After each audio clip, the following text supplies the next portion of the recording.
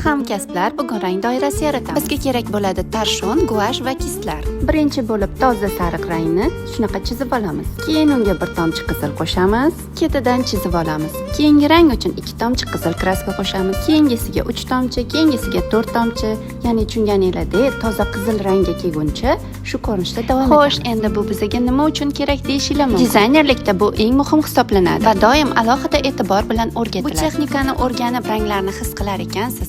To'plamlaringizda mana shunday perihodlarni chiqarishingiz mumkin. Toza qizil rangga yetganimizdan keyin unga bir tomchi ko'k qo'shib davom etamiz. Dizaynerlikda matolarni bo'yash bu alohida texnika, to'g'ri. Lekin deyarli har kuni duch kelinadigan ranglarni ranglarga moslash, setka, shifon, organza kabi matolar bilan ishlaganda yangi ranglarni hosil qilish uchun va deyarli har bir ishimizda ishlatadigan ko'ylaklarni bezash san'atida ham qaysi rangga qo'shib ishlatganda chiroyli tus berishi va eng asosiysi dizaynerlik va stilistikada kiyimlarda ranglarning mos kollaboratsiyasini o'rgatadi. Va yana sizlar bilasizlarmi, insonlarning tipi va ranglarning tusiga qarab insonlarga mos keladigan va kelmaydigan ranglar bor. Bu haqda bilishni xohlarmidingiz? Kommentlarda yozib qoldiring. Shu bilan rang doiramiz tayyor. Men eng osonini o'rgatdim. Siz ham albatta sinab ko'ring.